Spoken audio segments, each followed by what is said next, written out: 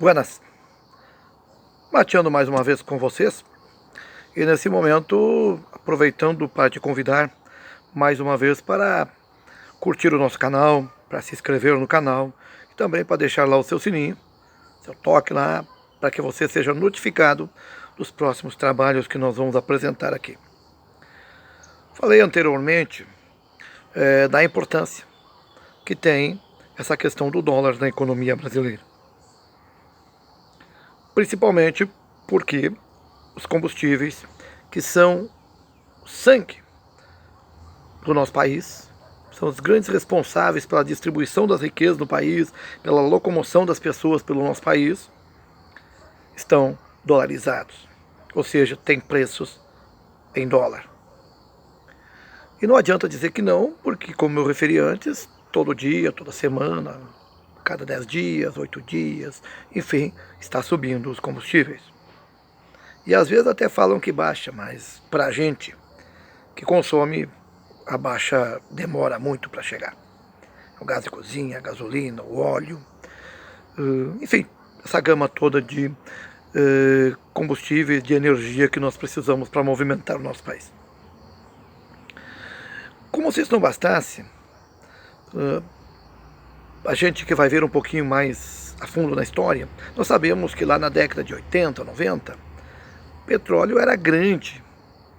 A grande crise do mundo era justamente a falta de petróleo, ou o boicote dos países árabes à produção e à exportação de petróleo, que trouxe o grande encarecimento dos preços dos combustíveis no Ocidente. E nós vivíamos um momento em que o nosso dinheiro, na época o cruzeiro, depois o cruzado, tinha muito pouco valor diante do dólar. E não é porque com a criação do real nós passamos a não enxergar mais o dólar como um assunto tão importante assim, que ele deixou de ter importância. Muito pelo contrário. O fato de termos uma economia mais ou menos estabilizada no seu câmbio não significa que nós possamos negligenciar a importância, dessa moeda. Por que isso?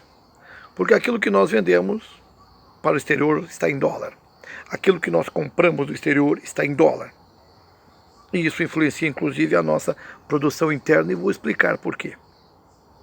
Primeiro, o Brasil é um grande vendedor de commodities, ou seja, matéria-prima, sem grande agregação de renda.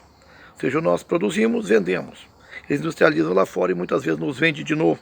Isso acontece inclusive com o nosso petróleo, que sai lá da região produtora, é exportado para os Estados Unidos e depois volta como gasolina, como querosene. Ou seja, 30% do que nós consumimos hoje, infelizmente, está vindo de fora porque a nossa Petrobras tem ordem para não produzir e eu não entendo por quê. Mas, diretamente, tirando a questão dos combustíveis, o que mais nós temos que estar atento? Vou citar, então, para vocês situações. Primeiro, nós não conseguimos produzir trigo suficiente para fazer o pão, ou seja, para as massas que os brasileiros consomem. Muito pelo contrário, produzimos muito pouco, proporcionalmente ao que nós precisamos. E aí importamos o trigo do Canadá, dos Estados Unidos, da Argentina, e esse produto vem para cá em dólar. E se o dólar sobe todo dia que se importa trigo, temos um aumento do preço. Por consequência, temos um aumento de custo da farinha. E em algum momento esse aumento de custos é repassado para nós, consumidores, que estamos com os nossos salários parados, congelados. Ou subir 2% ao ano representa aumento ou ganho de alguma coisa. Ou seja, nós estamos sim dependendo dessa questão cambial. Numa das coisas que é fundamental na vida do cidadão brasileiro, que é o consumo de massas, de farinha, de pão.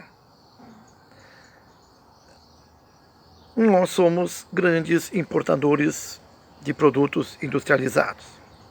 Ou seja, os eletrônicos que vêm para o Brasil, no momento, vêm com um preço em dólar. A grande parte dos insumos para produzir na agricultura brasileira vem das importações em dólar. Portanto, a produção fica mais cara. Se a produção fica mais cara, o produto agrícola fica mais caro. Então, os alimentos no Brasil vão ficar cada vez mais caros. Um exemplo disso, que os alimentos estão mais caros, que tem não tanto a ver com o que eu falei, mas tem a ver sim, por exemplo, é o aumento absurdo do preço da carne nos últimos dias. Por que que isso aconteceu? Porque o dólar subiu. Por consequência, ficou muito mais vantajoso para o produtor de carne, para os frigoríficos, exportar. Por quê? Porque ganha mais na proporção dólar real. Por consequência, a carne no Brasil ficou mais cara. Por quê? Porque a lei do mercado é mais oferta, mais barato, menos oferta, mais caro. Se temos menos oferta de carne, consequentemente temos aumento de preços. E mesmo que não houvesse diminuição na oferta, o simples fato de ter subido lá fora, ninguém vai deixar carne no mercado interno pelo preço antigo. Vai querer receber pelo menos o preço que compense não exportar.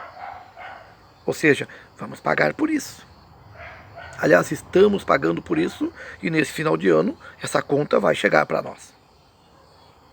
Então, o pão vai ficar mais caro porque o produto importado é mais caro. A carne está mais cara porque a venda para fora está mais fácil, está melhor. Então, isso prejudica todo mundo? Claro que não. Isso prejudica quem importa e prejudica quem consome. Está sendo um bom negócio apenas para quem exporta. Como no Brasil temos uma tradição histórica de exportar o que é bom e vender para o povo o que é de segunda linha, de terceira linha, está muito bom para os nossos governantes. Ou seja, o povo continua consumindo produtos de segunda, enquanto nós vendemos para os estrangeiros o que de melhor nós temos. Porque, infelizmente, para os nossos governantes históricos, e não estou falando desse governo, nem do governo de ontem, nem do governo de ontem, e sim desde o período colonial, o povo não tem valor nenhum, não. O povo é uma mera condição para que se tenha um país. Porque, na verdade, aqueles que controlam as riquezas do Brasil sempre produziram com a intenção de vender, sempre produziram com a intenção de exportar. Haja visto ao Brasil, o açúcar, o café, são produtos da nossa pauta de exportação que estão até hoje aí. Agora, com a entrada da soja, segue a mesma condição, ou seja, vende-se o que nós temos de melhor, o povo consome a segunda linha e importamos aquilo que poderíamos fabricar no Brasil. E nessa comparação, o dólar é fundamental, porque ele é uma moeda que está subindo, está encarecendo o custo de vida do Brasil inteiro. O salário não acompanha nem o preço do dólar e muito menos a inflação, que nesse momento é escancaradamente maquiada de novo. Eu achei que o nosso governo, os nossos governantes iriam parar com essa mania de maquiar a inflação, mas não, eles continuam maquiando. Senão haja visto que sobe o combustível, sobe o preço da carne, sobe o preço do gás, sobe o preço do pão e a inflação continua congelada. 2, 3%. Isso não é verdade. Isso só acontece para que não haja reajuste de salários. Não haja briga dos trabalhadores por melhores salários. E não havendo briga dos trabalhadores por melhores salários, até porque temos um desemprego histórico, vai acontecer o quê? Vai diminuir cada vez mais a capacidade de consumo dos brasileiros. Vai aumentar a recessão. Vai ter mais lojista, prestador de serviço, que não vai ter quem consuma os seus produtos. A indústria brasileira está definhando. E tem gente que acredita que essa é a melhor forma. Melhor forma para quê? Melhor forma para quem? Pergunte para o Guedes. Ele é banqueiro. Com certeza, para os bancos não está nada ruim. Os bancos estão ganhando e pretendem ganhar muito mais com a reforma da Previdência, pretendem ganhar muito mais com os juros absurdos que eles cobram dos brasileiros endividados. Pense nisso, continue no meu canal, amanhã voltamos.